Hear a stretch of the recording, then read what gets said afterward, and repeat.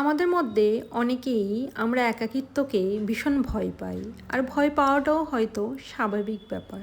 কিন্তু এই বিষয়টা আমার কাছে একটু ব্যতিক্রম।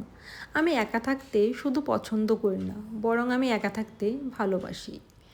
আর আজকে ছিল সোমবার, আর আমার হাজব্যান্ড যেহেতু কর্মসূত্রে একটু আগরতলার বাইরে ছিল, আমি একাই হাঁটতে গিয়েছিলাম। আর হেঁটে এসে ব্রেকফাস্ট শেষ করে বের হয়ে গিয়েছিলাম টিউশনের উদ্দেশ্যে।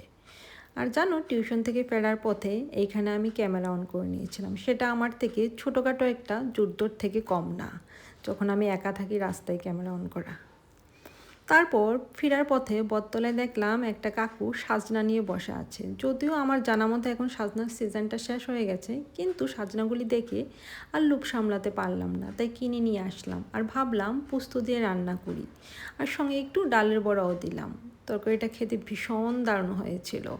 এই সিজনে সাজনা পাওয়াটা সেটা একটা ভাগ্যের থেকে কম না। এরকম কিছু না যে আমি সাজনা খুব বেশি পছন্দ করি, কিন্তু সাজনার যেহেতু হেলথ বেনিফিটটা অনেকটাই থাকে, তাই আমি লোভটা সামলাতে পারি না। তারপর রান্নাবান্না শেষ করে চলে গিয়েছিলাম পুজো দিতে। আর এই ভুলো বাবার জন্য আসার সময় বটতলা থেকে একটা মালাও নিয়ে এসেছিলাম। জানো, এই ফুলটা আমার বাড়িতে অনেক আছে, কিন্তু এখানে আগরতলায় কিনতে হয়। কিন্তু কিনতে হলেও কিছু না, ভোলা বাবার জন্য এতটুকু তো করেই যায়। তারপর পুজো সেরে আমি বসে গিয়েছিলাম ভাত খেতে। তারপর ভাত খেয়ে বসে গিয়েছিলাম এখানে একটু নিজের সঙ্গে সময় কাটাতে। বলেছিলাম না আমি একা থাকতে ভীষণ ভালোবাসি।